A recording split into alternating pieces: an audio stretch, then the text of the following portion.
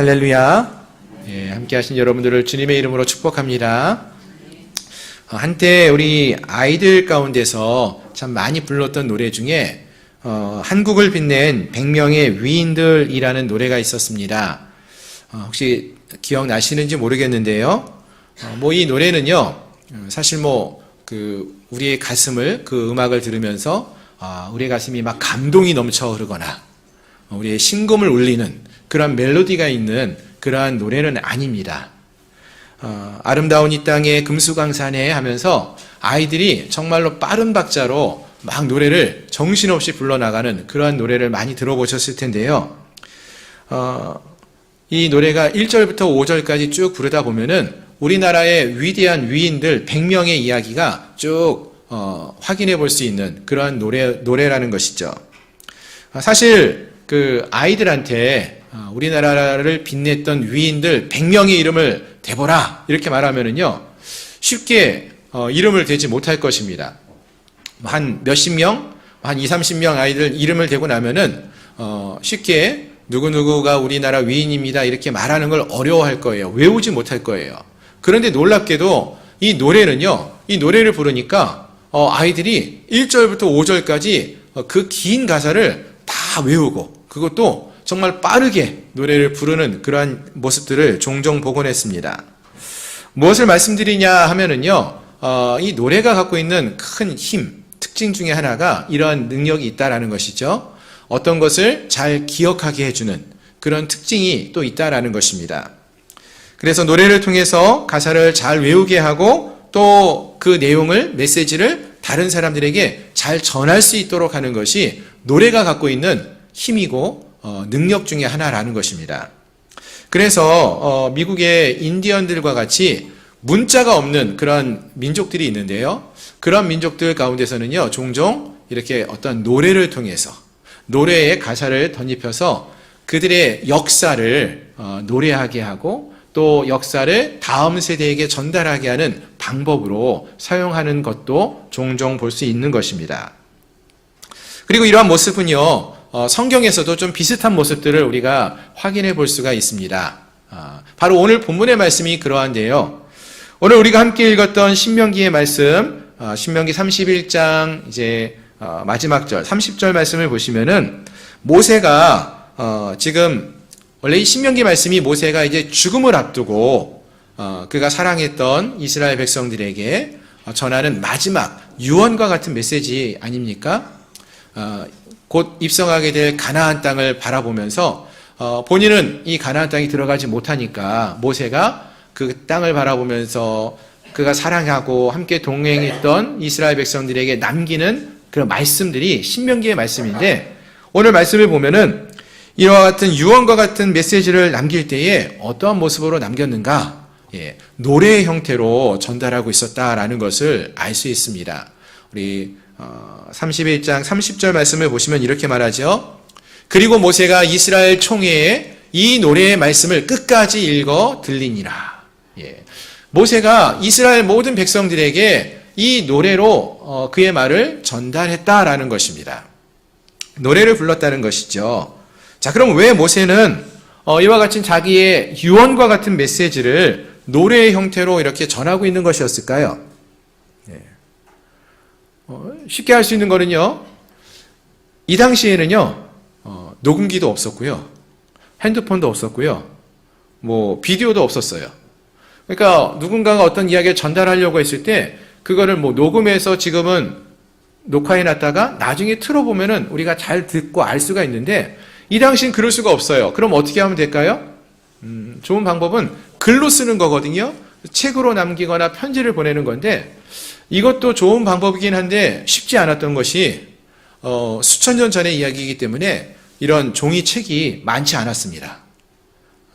쉽게 그것을 기록으로 남겨도요, 이 책을 읽을 수 있는 사람도 적었고요, 이 책을 한 번에 많은 사람들이 읽기가 어려웠어요. 그래서 제일 좋은 방법이 무엇이냐면은 노래를 만들어서 노래를 통해서 전달하는 것이죠.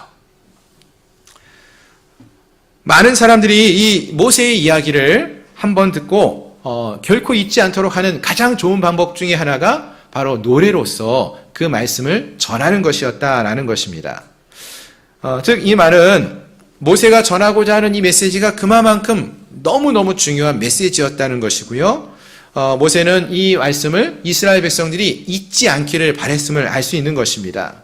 그래서 이스라엘 백성들의 입에서 또 그들의 생각에서 떠나지 않고 잘 기억되도록 하는 것이 목적이었고요. 또 그 말씀이 그 다음 세대에게 잘 전달될 수 있도록, 전해질 수 있도록 하기 위해서 노래의 형식으로 이 이야기를 전해주고 있음을 알 수 있는 것입니다.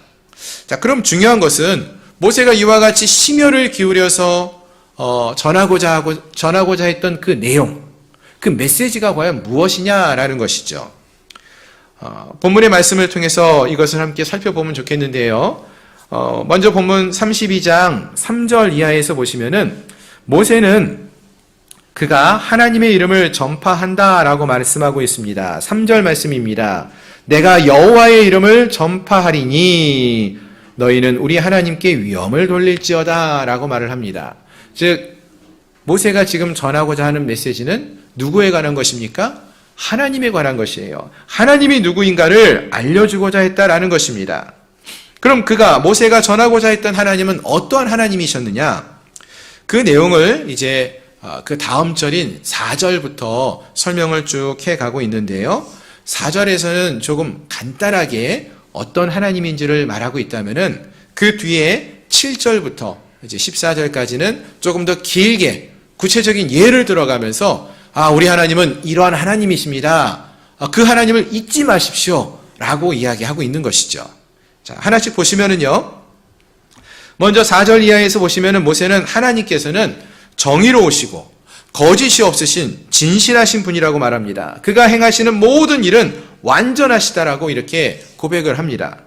그리고 그러한 하나님께서 이스라엘 백성들에게 어떻게 대하셨는지, 어떻게 하나님으로 나타나셨는지를 좀 더 구체적으로 설명해 주는 것이 이제 10절 이하에 나오고 있는데요. 10절 이하를 보시면은 여호와께서 황무지와 짐승이 부르짖는 광야에서 이스라엘 백성들을 만나 주셨다라고 말을 합니다. 또 하나님께서 그들을 만나 주셨을 뿐만 아니라 호위하시고 보호하시고 지키셨다. 이렇게 말씀하셔요. 호위하시고 보호하시고 지키셨다. 무슨 말이죠? 호위하는 거나 지키시는 거나 보호하는 거나 다 같은 메시지 아닙니까? 같은 의미예요. 근데 같은 의미의 말을 3번씩이나 반복하고 있다는 것은 무슨 말이죠? 하나님께서 이스라엘 백성들을 보호하셨다라는 것을 강조해서 말해주고 있는 거예요. 너희들 생각해봐. 이스라엘 백성들 너희들을 광야의 길에서 누가 너희를 지켜주시고 너희를 보호해 주셨느냐? 하나님이 보호해 주시고 하나님이 지켜주시지 않았느냐? 이거를 강력하게 강조해서 말하고 있다는 것입니다. 그렇습니다. 사랑하는 성도 여러분, 하나님은요, 이와 같이 하나님의 백성들을 험한 광야와 같은 인생에서 지켜주시는 분이십니다. 아멘. 믿으십니까? 그의 백성들을 호위하시고 보호하시고 지키시는 그러한 분이 우리 하나님이시다라는 것입니다. 정말 그런가요, 여러분? 여러분, 우리 올 한 해 어떻게 살아오셨습니까? 정말 광야와 같은 세상인데 이 세상을 지난 한 해 동안 여러분 어떻게 견뎌오시고 살아오셨습니까? 험한 풍랑이 여러분의 인생 속에서 닥쳐왔을 때 여러분 어떻게 견디셨습니까? 돌이켜보면은 안타까운 일도 있었고요. 힘든 일, 외로운 일도 얼마나 많았습니까? 낙심하고 지칠 수밖에 없는 시간이 우리 모두에게 각각 다른 모습으로 있어 왔다는 것입니다. 그런데 그때마다 내 힘으로만 이겨낸 줄 알았는데 돌이켜보니까 하나님이 함께하고 계셨다는 거예요. 하나님이 우리를 지켜주셨고 하나님이 우리를 호위하셨고 보호해 주셨다는 것을 알게 되었다는 것입니다. 그래서 오늘 우리가 이 자리에 있는 거 아니겠습니까? 근데 많은 경우 우리는 이러한 하나님께 받은 은혜를 너무나 쉽게 잊고 살아요. 당연한 것처럼 내 힘으로 이겨낸 것처럼 우리가 생각하고 오해하고 하나님의 은혜를 잊어버린 채 살아갈 때가 많이 있다라는 것입니다. 그러나 여러분 기억하시길 바랍니다. 그 환난의 시간, 힘들고 어려운 때마다 하나님이 우리와 함께 하셨음을 기억하시고 보이지 않는 하나님의 손길이 우리를 건져주셨고요. 보호해 주셨고 어떻게 인도해 오셨었는지 그것을 기억할 수 있기를 소망합니다. 본문을 보시면은 모세는 이렇게 고백을 해요. 하나님께서 그 백성들을 또 모세를 어떻게 보호해 오셨느냐? 눈동자처럼 지키시고 보호해 주셨다. 이렇게 말을 합니다. 눈동자처럼 지켜주셨다라고 말을 해요. 여러분, 눈동자처럼 지켜주셨다. 여러분, 눈이 어떠한 조직으로 이루어졌는지 아십니까? 아주 예민한 부분이 눈 아닙니까? 눈은요, 약 30만 개의 회로가 있다고 하고요. 신경세포가 1억만 개가 넘게 있다라고 말을 합니다. 그래서 거리나 광도, 색상 등을 자동으로 조절할 수 있도록 하나님이 참 신비하게 만드셨죠.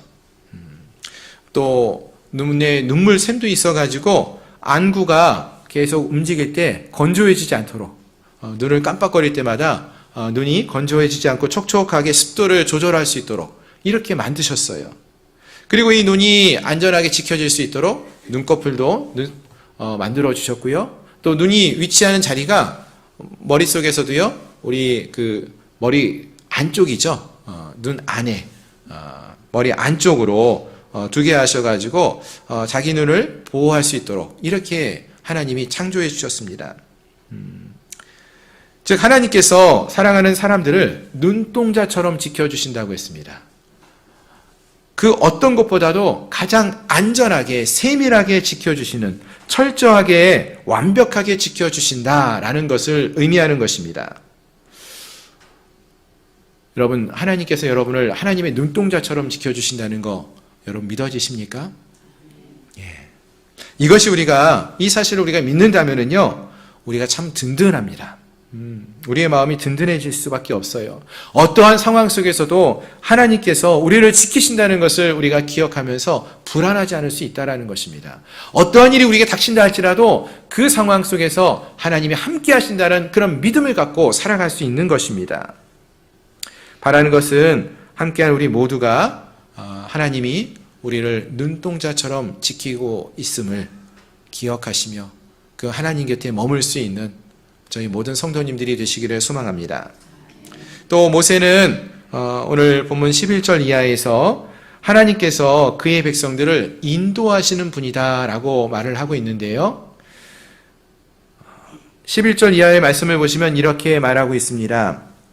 마치 독수리가 자기의 보금자리를 어지럽게 하며 자기의 새끼 위에 너풀거리며 그의 날개를 펴서 새끼를 받으며 그의 날개 위에 그것을 엎는 것 같이 여호와께서 홀로 그를 인도하셨다라고 말하고 있습니다. 여호와께서 그를 인도하셨다고 했어요. 여호와 하나님께서 이스라엘 백성들을 인도하셨는데 무엇과 같이 인도하셨다고요? 어미 독수리가 새끼 독수리를 다루는 것처럼 인도해 오셨다라고 말씀하셔요. 여러분, 이 말씀이 어떤 의미인지 아시겠습니까? 사실 우리는요, 어떤 말씀을 좋아하냐면은 하나님께서 우리를 눈동자처럼 지켜주십니다. 이런 얘기를 들으면 너무나 감사하고 위로가 돼요.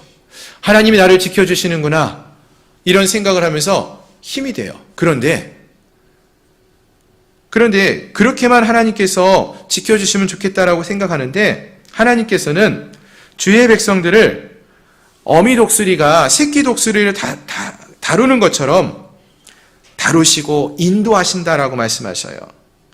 그냥 눈동자처럼 지키시는 것이 아니라 거친 광야에서 어미 독수리가 아기 독수리를 훈련시키는 것처럼 다루시고 이끄시고 함께 인도하신다라는 것입니다. 왜 어미 독수리가 아기 독수리를 어떻게 이렇게 강하게 키웁니까? 왜 그렇게 키웁니까? 그렇게 해야지 새끼 독수리가 날 수 있게 되죠. 조리의 왕으로 세워질 수 있게 하는 거 아니겠습니까?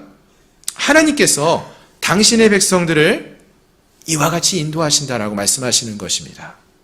이 세상에서 하나님의 강한 군사로 세워질 수 있도록 이들을 훈련시키시고 인도하신 인도하심을 말씀하고 있는 것입니다. 그래서 그러한 훈련을 마친 독수리가 마침내 어떻게 됩니까? 강한 바람이 닥쳐올 때에 그 바람을 오히려 타고 하늘을 올라가는 그러한 강한 하나님의 군사로 세워주신다라는 것입니다. 이러한 훈련을 마친 독수리가 어떠한 강한 바람이 온다 할지라도 추락하지 않고 오히려 바람을 이겨내고 높이 날아오르는 것처럼 우리의 인생 속에서도 하나님께서 이러한 훈련을 통해서 때로는 고된 훈련이죠. 그러나 그 시간을 통해서 우리의 믿음의 날개가 튼튼하게 하고 마침내 우리 인생 속에서 부는 거친 풍랑이 있다 할지라도 믿음의 날개를 통해서 이겨내게 하시고 날아오르게 하시는 그러한 놀라운 은혜를 베푸실 줄을 믿으시길 바랍니다. 바라는 것은 오늘 함께한 우리 사랑하는 성도님들 모두가 이러한 믿음의 날개를 가지고 인생의 거친 폭풍우 속에서도 이겨내고 주님이 기뻐하시는 믿음의 사람으로서 성장해 나갈 수 있는 은혜가 있기를 소망합니다. 그리고 다시 본문을 보시면은요, 모세가 전하고자 했던 하나님, 그 하나님은 그의 백성들의 필요를 아시고 채우시는 공급자 되시는 하나님에 대해서 말씀해 주고 있었습니다. 오늘 본문의 13절과 14절 말씀을 함께 보시면 좋겠는데요. 13절, 14절을 보시면은 여호와께서 그가 땅의 높은 곳을 타고 다니게 하시며 밭에 소산을 먹게 하시며 반석에서 꿀을, 굳은 반석에서 기름을 빨게 하시며 소의 엉긴 젖과 양의 젖과 어린 양의 기름과 바산에서 난 순양과 염소와 지극히 아름다운 밀을 먹이시며 또 포도즙의 붉은 술을 마시게 하셨도다 라고 했습니다. 자, 여기 나오는 말씀들을 보시면 하나님이 이런 모든 것들을 공급해 주셨음을 말해주는 것이죠. 그런데 일단 여기서 보면 좀 이해가 안 되는 것은 기름을 주셨다라는 표현도 나와요. 이 기름은 우리가 고기를 먹을 때 살코기가 있고 기름이 있으면은 띄어버리는 비계, 이런 기름을 말하는 건 아니고요. 음식이 기름지다라고 했을 때 좋은 부분들, 좋은 기름, 좋은 음식을 말하는 그런 표현입니다. 그래서 하나님께서 이러한 모든 것들을 이스라엘 백성들에게 공급해 주셨다라는 것인데요. 언제 이들에게 이런 것을 주셨습니까? 여기 보면은 거친 돌, 또 반석이 많은 땅, 이런 곳을 의미하죠. 즉 하나님께서 돌과 반석이 많은 거친 땅에서, 즉 이스라엘 백성들이 광야의 길을 걷는 그 시간 동안에 하나님이 이런 모든 것들을 공급해 주시고 먹이셨다라는 것을 말해주는 것입니다. 우리가 이 땅을 살아가면서 올 한 해를 지나오면서 우리에게 이런 고백이 있기를 소망합니다. 하나님, 힘들고 어려웠는데, 정말 살기 어려웠는데 그때마다 필요를 채우시는 하나님이 우리와 함께 하셨습니다. 우리의 삶을 책임져 주시는 하나님이 우리 하나님이셨습니다. 이러한 고백이 우리에게 있기를 소망합니다. 우리 양문교회 성도님들 모두의 삶 속에서 이러한 하나님의 은혜를 경험하며 하나님이 공급해 주시는 그 은혜와 능력을 통하여 참된 만족을 얻으며 하나님의 은혜와 능력으로 기쁨의 삶을 살아갈 수 있는 저희 모든 성도님들이 될 수 있기를 주님의 이름으로 축원합니다. 자, 결국 여기까지 보시면은 모세가 말해주고자 했던 하나님은 어떠한 하나님이십니까? 그의 삶의 마지막 순간까지 그의 백성들에게 전하고자 했던 하나님은 그를 지키시고 돌보아 주시고 또 인도해 주신 그러한 하나님에 대해서 기억하라고, 그 하나님을 잊지 말라고 말씀하고 있었다라는 것입니다. 그리고 한 가지 더 모세가 그의 백성들에게 전하고 있었던 것은 본문 5절 6절 말씀을 보시면은요, 여호와를 향해서 악을 행하는 이스라엘 백성들에 대하여서 이들이 흠이 있고 비뚤어진 세대라고 말을 하고 있습니다. 이들의 잘못에 대해서 지적하는 것이죠. 하나님의 은혜를, 앞에서 말씀드렸던 이러한 하나님의 은혜를 잊어버린 채 또 하나님이 우리의 창조주이시며 우리의 삶의 주인 되심을 인정하지 않는 삶을 살아가는 것은 잘못된 것이고 악이라고 말씀하시면서 그러한 악을 회개하고 돌이키라 라고 말씀하고 있는 것입니다. 그렇습니다. 본문에서 모세가 그의 인생을 돌아보면서 그가 걸어왔던 삶을 돌이켜보면서 그의 사랑하는 백성들에게 전하고자 했던 것은 바로 이 두 가지의 메시지가 있었던 것이죠. 하나는 그의 백성은 이스라엘을 눈동자와 같이 지키시는 하나님, 독수리가 자기 새끼를 인도하듯이 인도하셨던 그 하나님, 때를 따라 필요를 채워주시는 은혜로 역사하시는 그 하나님을 기억하라. 우리를 지키시고 인도하시고 보호하시며 우리의 삶을 책임져 주시는 그 은혜의 하나님을 기억하십시오 라고 말씀하는 것이었고요. 두 번째로는 이스라엘 백성들이 그들을 지으시고 은혜로 돌봐 주셨던 이 하나님을 잊고 오히려 하나님을 향하여서 악을 행하며 잘못된 길을 가는 것을 돌이키라고, 그런 악을 행하지 말고 하나님 앞에 회개하고 돌이킬 것을 말씀하였다라는 것입니다. 자, 그렇다면 사랑하는 성도 여러분, 오늘 우리는 어떻습니까? 오늘 우리는 2024년도에 마지막 송년주일을 보내고 있습니다. 2024년 이제 한 해를 마감하는 것이죠. 이 한 해를 마감하면서 우리도 우리의 삶을 한번 돌이켜보기를 소망합니다. 지난 한 해 우리가 어떻게 살아왔습니까?